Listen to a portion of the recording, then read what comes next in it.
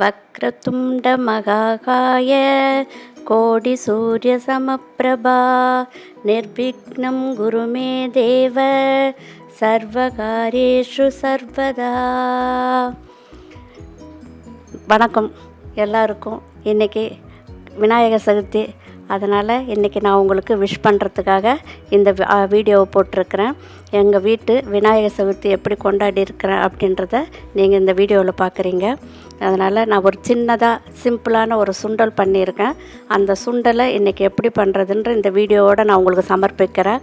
அந்த வீடியோவை எல்லோரும் பாருங்கள், அதை பண்ணி பார்த்து செஞ்சு சாப்பிடுங்க. என்னோடய விநாயகர் ரெட்டை பிள்ளையார் வச்சு இன்றைக்கி நான் ப்ரே பண்ணியிருக்கிறோம். அது எப்படி இருக்குன்னு பார்த்துட்டு சொல்லுங்கள். எல்லா வியூவர்ஸுக்கும் இன்றைக்கி என்னோடய விநாயகர் சதுர்த்தி நல்வாழ்த்துக்கள். நம்ம இன்றைக்கி வீடியோக்குள்ளே போகலாம் வாங்க. ஒரு 1/2 கிலோ சுண்டல் எடுத்திருக்கேன். கருப்பு கடலை தான் நான் வாங்கியிருக்கேன். ஏன்னா அதில் தான் கொஞ்சம் நல்ல சத்து இருக்குது. அதனால் அதை நான் நைட்டை ஊற வச்சுட்டு அதை குக்கரில் ஒரு 5 விசில் விட்டு வேக வச்சு அதை நல்லா மசிகிற மாதிரி வேக வச்சு எடுத்து வச்சுருக்கேன். அந்த மாதிரி வேக வச்சுங்க. ஏன்னா ஒயிட் சுண்டலில் அவ்வளோ ஒரு நார் சத்து கிடையாது.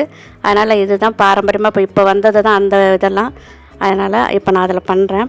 நான் ஒரு இஞ்சி எடுத்து வச்சுட்டு அதை மிக்சியில் போட்டு அரைக்க போகிறோம். கொஞ்சம் 4 பச்சை மிளகாய் எடுத்து வச்சுருக்கேன். கொஞ்சம் கருவேப்பிலை, அந்த கருவேப்பிலையும் அதில் போட்டு நான் மிக்சியில் நல்லா கிரைண்ட் பண்ணி எடுத்து வச்சுருக்கிறேன். அதுக்கப்புறம் எப்படி சுண்டல் பண்ணுறதுன்னு பார்க்கலாம். இப்போ 1 கப்பு தேங்காய் எடுத்து வச்சுருக்கேன். தேங்காய் திருவி எடுத்து வச்சுருக்கிறேன். நீங்கள் எல்லாம் நல்லா விநாயகர் சதுர்த்தி கொண்டாடிப்பீருங்கன்னு நினைக்கிறேன்.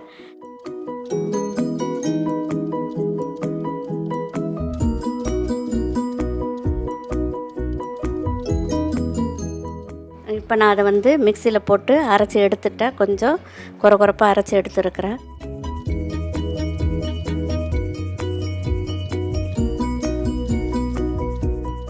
இப்போ நான் ஒரு கடாய் வச்சுட்டு கடுகு உளுத்தம்பருப்பு போட்டு தாளிக்கிறேன்.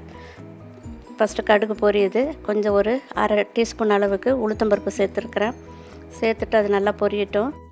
இந்த மெத்தடில் செய்யும்போது நம்மளுக்கு சுண்டல் கொஞ்சம் காரசாரமாக இருக்கும், டேஸ்ட்டும் கொஞ்சம் நல்லாயிருக்கும். அதனால் இந்த மெத்தடு கொஞ்சம் பண்ணி பாருங்கள் எல்லோரும்.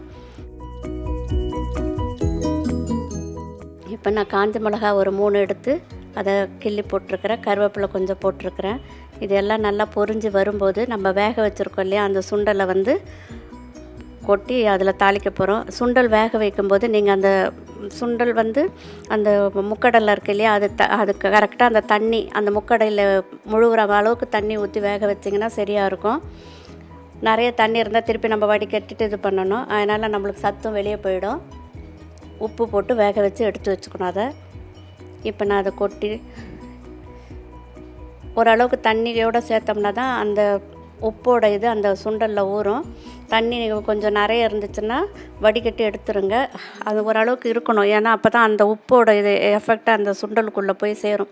இப்போ நம்ம வடிகட்டிட்டோம்னா உப்போட பாதி டேஸ்ட்டு அந்த தண்ணியில் போயிடும். அதனால் கரெக்டாக திட்டமாக வச்சுக்கோங்க தண்ணி. அதான் அந்த கடலை முழுகிற அளவுக்கு தண்ணி வச்சோம்னா சரியாக இருக்கும் நம்மளுக்கு.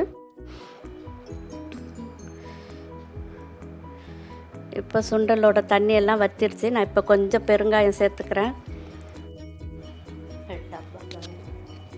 இப்போ நம்ம மிக்சியில் அரைச்சி வச்சுருக்கோம் இல்லையா, பச்சை மிளகாய், இஞ்சி, கருவேப்பிலை, அதை போட்டு அதையும் சேர்த்து வதக்கிக்கணும். தேங்காயும் கூட சேர்த்துக்கணும்.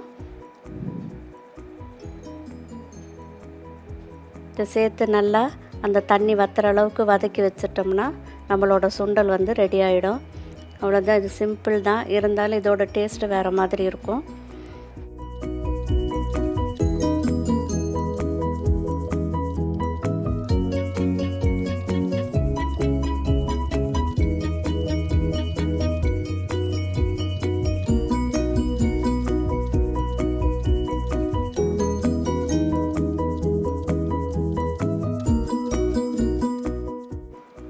இப்போ நம்ம அந்த தண்ணியெல்லாம் சுண்டிட்ட அப்புறமா நம்ம கொஞ்சம் கொத்தமல்லி சேர்த்துக்கிறோம்.